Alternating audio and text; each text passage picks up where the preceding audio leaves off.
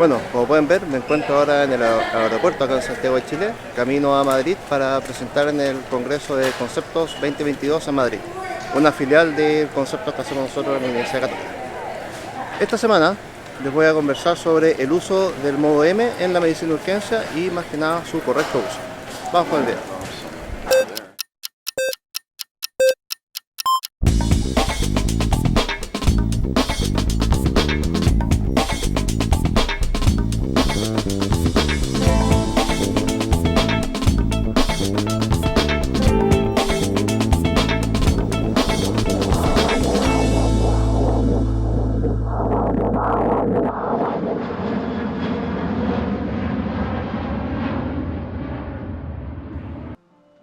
Bueno, ya llegamos al hotel. El vuelo estuvo bien malo, no pude dormir ninguna cuestión en las 2 horas de vuelo. Me siento súper chico, así que nada, pésimo. Estoy muerto de sueño. Ahora estoy esperando el check-in para poder dormir un poco, pero esto está como turno 24, así bien difícil de mantener. Pero bueno, vamos entonces. El modo M, como ya todos conocemos, es el modo de movimiento y nos permite evaluar una estructura durante el tiempo, ¿no es cierto? Como vemos en el gráfico. Esto es súper importante porque, primero que todo, el modem está presente en todas las máquinas, ¿ya? Sobre todo, por ejemplo, las máquinas de bolsillo, muchas tienen modem y no tienen, por ejemplo, doble pulsado continuo. Entonces, igual, hay varias aplicaciones que podemos ocupar con modem que nos va a permitir poder subsanar esta opción que no está en algunos de los equipos. Y además que eso, la curva de aprendizaje en modem es mucho más fácil que, por ejemplo, ocupar doble pulsado continuo para algunas cosas, como lo vamos a ver un poquito más adelante. Además de eso, por ejemplo, otra cosa más, muchas máquinas no tienen un lector de tira de ritmo, ¿no es cierto? Entonces, por ejemplo, si quiero evaluar bien alguna estructura del círculo cardíaco, por ejemplo, taponamiento, si es que hay colapso o no de la pared libre ventrículo derecho en diástole o en sístole, con el modo M puedo determinar muy bien si estoy en sístole o en diástole mirando, ¿no es cierto?, la apertura o cierre de la válvula vital. Así que ahí, por ejemplo, tenemos una aplicación más. Así que ahora vamos con las aplicaciones una por una. Las 5 que he elegido, vamos a ver qué problemas tienen, cuáles son sus ventajas y cómo ocuparlo correctamente.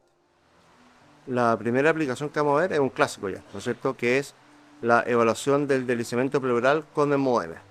Hagamos un poquito de historia primero. Esto viene de las primeras aplicaciones de ultrasonido clínico cuando se creó el modo M, más que nada porque en ese momento las imágenes se tenían que imprimir, ¿no es cierto? Eran impresoras térmicas o ya después del tiempo a lo más podía ser en un CD. Entonces, guardar los videos era casi imposible.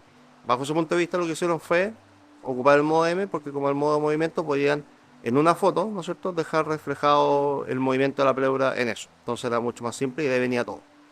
Ahora igual, eso después se extrapoló a que todo el mundo ocupa el modo M para ver si es que el paciente tiene deslizamiento pleural o no. Y eso igual tiene varios problemas.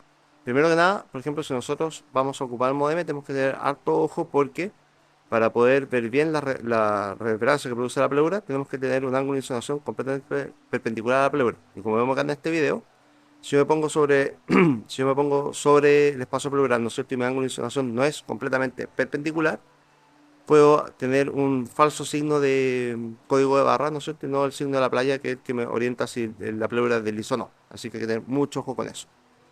Por otro lado también, si yo llego, por ejemplo, de tonta y a loca, en vez de partir buscando mi imagen y hacer el primer diagnóstico con modo E, con modo B, ¿no es cierto? Como se creó esto y después registrar el modo M, si yo ocupo solamente el modo M para hacer el diagnóstico y parto, como les decía, solamente con esto directo, ¿no es cierto?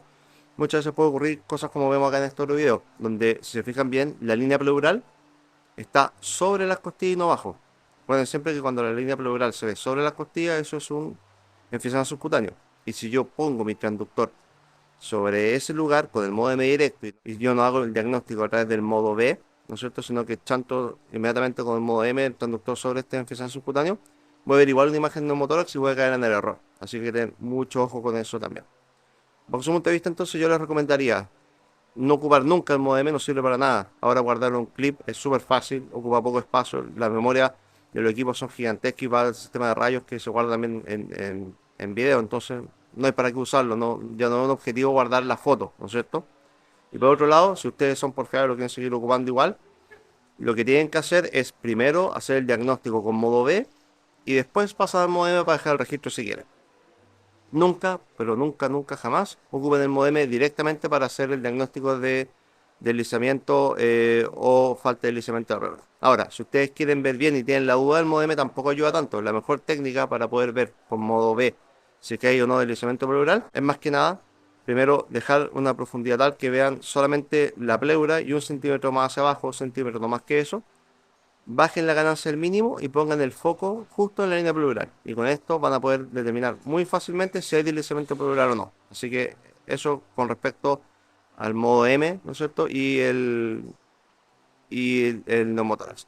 Por otro lado también, como ocurre siempre con estas cosas, recuerden que si ven por modo M ausencia de deslizamiento pleural, ¿no es cierto? Ven el signo del código de barra, eso no significa ser neumotórax, sino que pueden ser todas las diferenciales que tiene este signo ecográfico. Así que eso con respecto a la primera cosa, modo M para el neumotórax. Vamos con el segundo.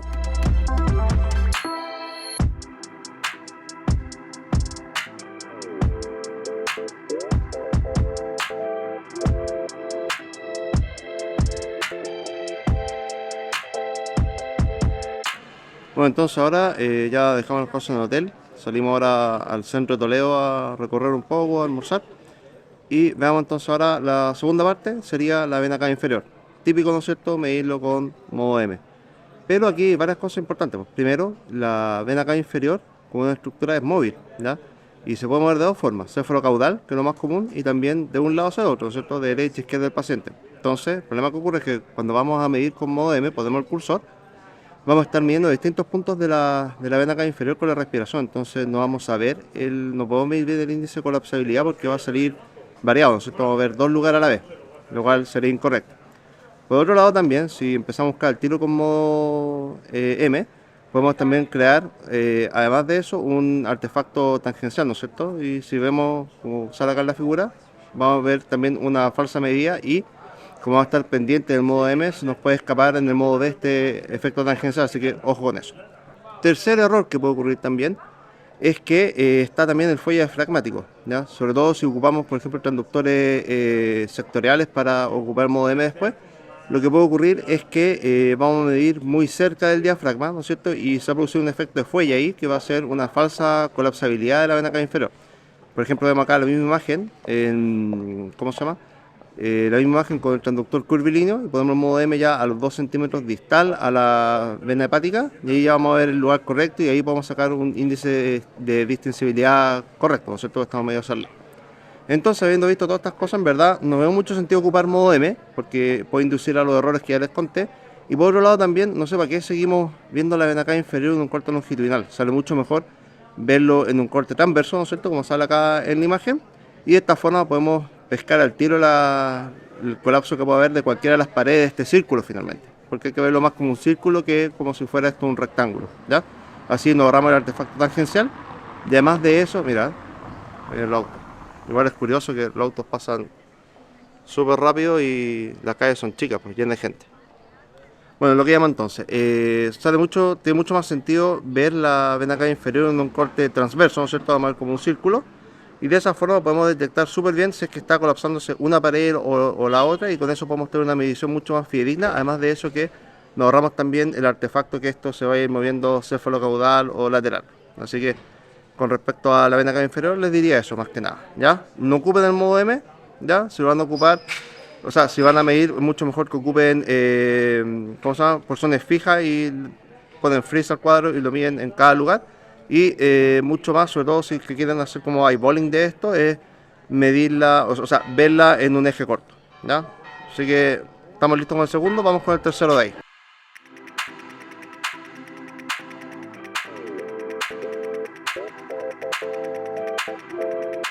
Una tercera aplicación del modo M para la medicina de urgencia es el EPSS, que es el E-Point Septal Separation.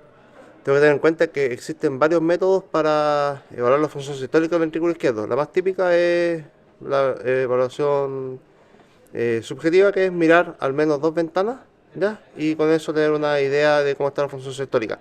La mejor de todas claramente es el método de Simpson, pero demora harto rato en realizarla y tiene una curva de aprendizaje no menor. Ahora, el EPSS es algo antiguo, está ya de los años 70. Y lo que vamos a hacer es poner nuestra línea, ¿no es cierto?, de interrogación en modo M, justo en la punta del velo anterior de la válvula mitral, en un parestral largo, y vamos a ver la siguiente imagen. Entonces al poner el modo M en el parcial largo, lo que vamos a ver va a ser esta línea gruesa que es el septo interventricular, y bajo esto vamos a ver el velo anterior del árbol mitral que se acerca en dos momentos, ¿no es cierto? La onda E, la apertura rápida, ¿no es cierto? Y después viene la contracción auricular, que es la onda A. Entonces lo que vamos nosotros a medir va a ser justo la distancia que está entre el septo ventricular y el tope de la onda E, ¿no es cierto? Entonces eso es lo que se conoce como el EPCS. Bueno, ¿y qué tiene que ver esto con la función sistólica del ventrículo izquierdo? Más que nada lo siguiente. Cuando la función sistólica del ventrículo izquierdo está conservada, lo que va a ocurrir es que, como el ventrículo izquierdo va a estar vacío, va a haber mucha gradiente de presión desde la aurícula izquierda al ventrículo izquierdo. Entonces, una pequeña apertura va a hacer que se vacíe todo, y eso va a hacer que, por el gran volumen que está llevando de un lado a otro, va a hacer que, ¿no es cierto?, el velo anterior de la válvula mitral se acerque y llegue hasta casi a topar el septo interventricular. Por otro lado, a medida que la función sistólica va disminuyendo, el gradiente de presión que se maneja entre una cámara y otra va a ser menos, porque el ventrículo izquierdo siempre va a tener un poco de volumen dentro todavía. Entonces, no va a generar tanta presión, no va a chupar tanto, entonces la distancia va a ser mucho menor. Los primeros estudios, los de los años 70, dejaron los siguientes valores. Pues. Si era menor a 6 milímetros, una buena función sistólica; entre 6 y 12, una función sistólica moderadamente disminuida; y cuando era ya menor de 12 era severamente disminuido. Eso ya no se ocupa tanto, y lo que tiene el mejor capa, ¿no es cierto?, y mejor sensibilidad y especificidad, es tomar el corte dicotómico de 7 milímetros. Si es menos de 7 está bien, y si es más de 7 está alterado, y eso es lo que basta. Entonces, ¿cuál es la ventaja del EPCS finalmente? Es que es un método objetivo, a diferencia de los otros métodos rápidos como el eyeballing, que es subjetivo, y se diferencia de los otros métodos objetivos como el método de Simpson, ¿no es cierto?, o fracción de acortamiento, otras cosas, en que tiene una muy buena correlación entre operadores expertos, nosotros como un cardiólogo, y operadores inexpertos, como sería un emergenciólogo. Así que bajo su punto de vista vale harto la pena saber ocuparlo, pero hay que saber ocuparlo bien. Como les decía, hay que saberlo ocupar porque hay varias cosas que nos pueden alterar esto, sobre todo si no somos usuarios expertos, como por ejemplo, como vemos acá en este video, la insuficiencia aórtica, ¿ya?, que nos va a producir un reflujo que va a ir en contra del movimiento del velo anterior de la válvula mitral y va a hacer que se vea falsamente alterado, ¿no es cierto? Otra cosa que también puede producir lo mismo es la estenosis mitral, como vemos acá en este otro video, que va a impedir que el movimiento de la válvula sea normal. Entonces también nos va a dar un EPCS mayor de lo que está ocurriendo en verdad. Claramente, si nosotros no ocupamos habitualmente modo color o no sabemos distinguir valvulopatías con modo B, podemos caer en estos errores, y finalmente el EPCS, bajo su punto de vista, no es muy recomendado para usuarios inexpertos. Por otro lado, las cosas que pueden sobreestimar el EPCS, o sea, decirnos que está falsamente normal, son cualquier tipo de hipertrofia, sobre todo el septo, y también hay que tener todo ojo cuando el septo está espolonado, ¿no es cierto?, que tiene justo como una forma sigmoidea. Así que harto ojo con esas cosas. Otra de las cosas que hay que tener ojo es cuando, por ejemplo, si queremos medir bien el EPCS, tenemos que asegurarnos bien que nuestro partenal largo esté justo en el eje largo, ¿no es cierto?, esté completamente longitudinal, el septo interventricular con el tracto de salida, porque si la angulación de esto es muy aguda de esta forma, finalmente la línea de modo M no va a coincidir justo entre el septo y el velo anterior y nos va a dar unas mediciones falsas. Así que mucho ojo con eso, también tiene que ser lo más horizontalmente posible. Ahora, yo les recomiendo usar el EPCS en situaciones en que al mirar, ¿no es cierto?, la función sistólica tenga alguna duda, si es que está moderadamente disminuida o severamente disminuida o normal, ¿ya? Me sirve, como les decía, para tener una aproximación cuantitativa de esta, ¿ya? Ahora hay que tener ojo porque tengo que asegurarme, si es que la voy a ocupar, muy bien de que no haya alguna alteración valvular, y eso debe ver como color o viendo la estructura de la válvula y su movimiento, y además asegurarme bien que el eje largo esté bien obtenido, ya que sea lo más horizontalmente posible en la pantalla. Y como pueden ver, eso no es algo tan simple, así que el EPCS tampoco es como la panacea y ocuparlo en todas las cosas. Y finalmente, con respecto a esto, igual que casi todas las cosas de ultrasonido clínico, que el paciente tenga un EPCS alterado no significa nada, ya perfectamente puede ser subasal y no tiene nada que ver con la causa del choque o la disnea del paciente. Ya estamos terminando aquí de recorrer la ciudad, está medio helado, así que seguimos mañana con las otras aplicaciones del modo M.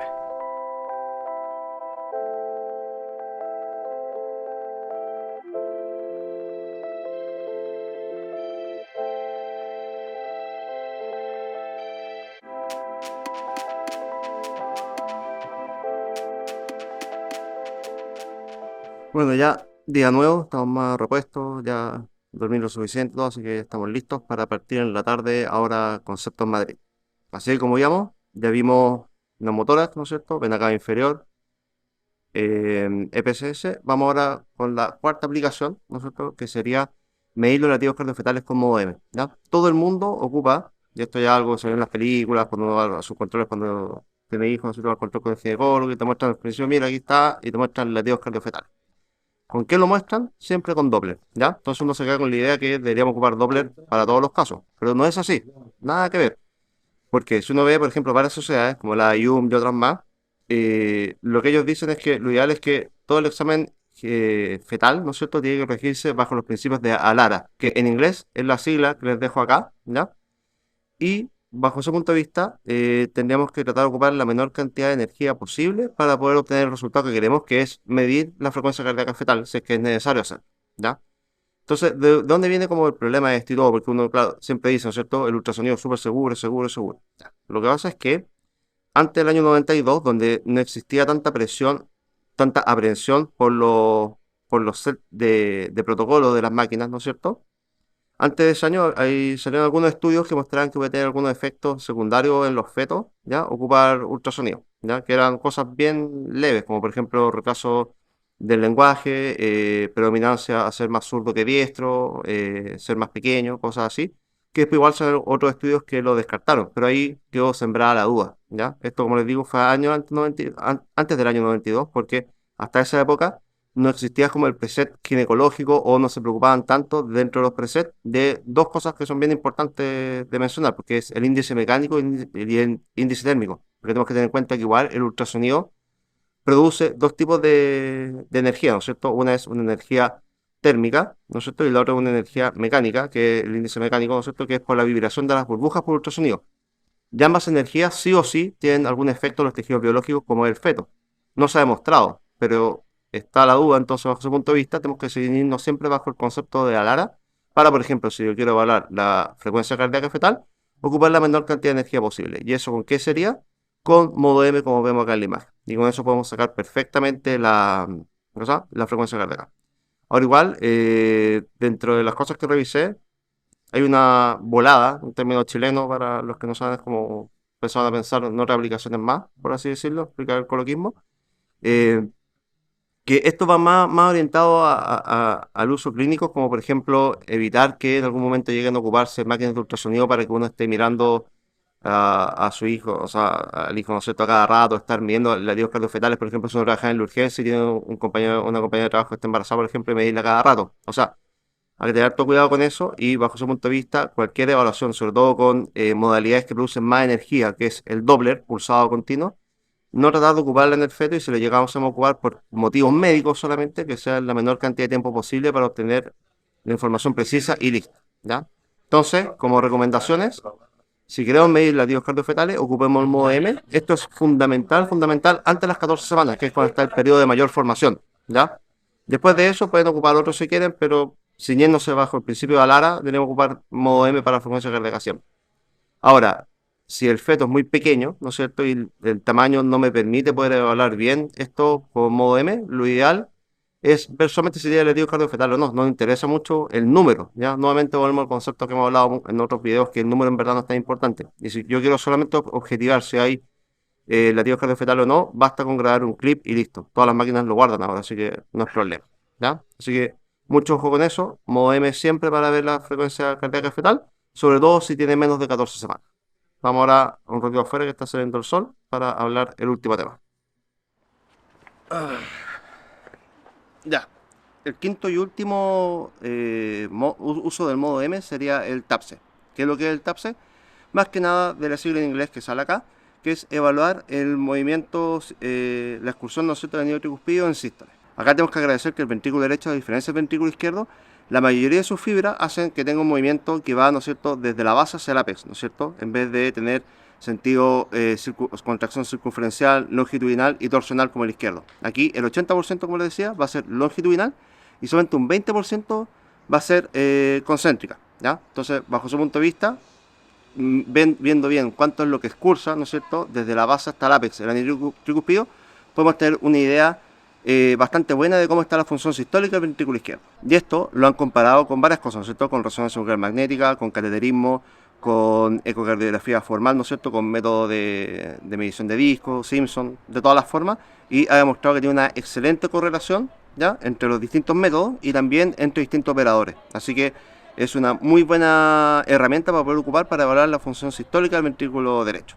¿Y cómo lo vamos a hacer? Poniendo el modo M, ¿no es cierto? Idealmente tenemos que ajustar bien y tener una imagen apical 4 cámaras con énfasis en el ventrículo derecho, que quede como más de esta forma para que el ángulo de insolación esté completamente de frente, ¿no es cierto?, al movimiento en el sistema del anillo tricuspidio. Y una vez que ya tenemos alineado todo esto, ponemos nuestra línea del modo M y vamos a ver ahí en la gráfica del modo M, ¿no es cierto?, cómo el anillo tricuspidio se acerca hacia el apex en sístole y en diástole baja. Y ahí lo que tenemos que hacer es medir claramente, ¿no es cierto?, desde la base del movimiento del anillo tricuspidio hasta el sístole. Aquí es súper importante medir siempre la misma línea en el gráfico, ¿ya? Y no medir líneas distintas, como vemos acá en las distintas imágenes de lo bueno y lo malo. Universalmente se ha tomado un valor normal como mayor de 17 milímetros. Si es menor de 17 milímetros, se considera que el paciente tiene una disfunción sistólica del ventrículo derecho. ¿Y cuál sería la utilidad de esto? Bueno, por ejemplo está este paper donde fueron a evaluar los distintos signos de falla derecha dentro de los pacientes con TEP y se dieron cuenta que si yo tengo el estudio de regresión después de todos los signos, vieron que uno podía descartar la presencia de TEP en un paciente que estuviera inestable. Esto es súper importante, frecuencia cardíaca sobre 100, sistólica menos de 90, si es que el TAPSE era mayor de 20. Entonces, si yo tengo un paciente con sospecha de TEP que llegase taquicárdico, hipotenso, con estos valores, ¿no es cierto? Si yo saco un TAPSE y el TAPSE me da más de 20 milímetros, está tan bueno que es imposible que la descompensación de este paciente sea producto de un TEP. Y eso ahí logramos demostrar bien. Entonces es una herramienta muy importante en ese setting. Ahora, uno lo puede universalizar un poco más esto, ¿no es cierto? Y por ejemplo, en todos los pacientes que yo tenga con TEP submasivo, podría ocupar, y hay estudios de eso que les dejo acá, uno podría ocupar el TAPSE para definir si es que ese paciente qué tanto riesgo tiene, para dejarlo en una unidad monitorizada o incluso manejo ambulatorio. Y ahí claramente tenemos que ver el TAPSE que tiene el paciente. Si el TAPSE es menor de 17, hay disfunción del ventrículo derecho, así que el que ya tenga un TEP asociado a esto, sea la causa o no, ya le da mayor mortalidad y lo ideal es que el paciente estuviera hospitalizado. Entonces ahí es una herramienta que nos es bastante útil para tomar ese tipo de decisiones y también lo que les contaba el paper inicial para poder descartar ahí que no haya un TEP como causa de la descompensación hemodinámica de mi paciente. Hay que tener ojo porque no todo es 100% perfecto y esta no es la excepción. Para poder tener una medida correcta, lo ideal es que tengamos una apical 4 cámaras con énfasis en el ventrículo derecho, como vemos acá en la imagen, de forma tal que la excursión del anillo vaya mirando justo al transductor para tener el modo M más fidedigno, ¿ya? Ahora igual, hay otra forma de evaluar esto más compleja que ocupando el modo Doppler, que es el Doppler tisular, y podemos medir lo mismo que es el S'. Algunas de las limitaciones que puede tener el TAPS en nuestros pacientes sí es que, por ejemplo, si el paciente llegase muy hiperdinámico, la contracción que va a hacer el ventrículo izquierdo sobre el derecho va a ser tanto que lo va a empujar, ¿no es cierto?, junto con él y nos puede dar un TAPSE normal, siendo que el paciente igual tenga disfunción diastólica. Y por otro lado, pacientes que hayan tenido infarto o que tengan una disfunción más del punto de vista de la contracción circunferencial, ¿no es cierto?, que es la que nos podemos medir con el TAPSE, también nos puede engañar, ¿no es cierto?, dar un TAPSE bueno, pero la función sistólica va a estar disminuida porque este 20% está jugando un rol muy fundamental sobre las otras fibras que son las longitudinales. Así que ahí hay otra de los problemas que podría tener el TAPSE. Y ahora finalmente algunos consejos, lo que ya les he mencionado hartas veces, cuando lo voy a sacar, idealmente tener una ventana apical 4 cámaras con énfasis en el ventrículo derecho. Y otra de las cosas para poder ocupar en la clínica, y es bien similar a todas las otras cosas que he ido hablando con respecto al modo M en todo este video, es que igual un TAPSE menor de 17 milímetros no me indica que el paciente tenga un TEP, porque puede ser otra causa que el paciente tenga falla derecha desde antes incluso y el TAPSE igual va a estar bajo, así que no me sirve tanto para el diagnóstico, sí, en este caso especial donde ocupo valores más allá de lo que está aceptado como normal, ¿no es cierto? Y en un setting de pacientes ya hipotensos y choqueados. Entonces, es otro setting, pero yo creo que por ahí va el uso que podemos tener nosotros del TAPSE en la urgencia. Bueno, eso sería todo de este primer video desde Chile a Toledo. Si les está gustando el contenido de este canal y quieren ver los próximos videos con las entrevistas que vamos a tener acá en Concepto Madrid y la clase de estenosis aórtica, no olviden suscribirse al canal, activar la campanita para estar notificado de cada vez que voy subiendo contenido nuevo. También no olviden seguirnos en nuestras otras redes sociales como en Instagram, en USC y algo más. Nos vemos, hasta la próxima, chao chao.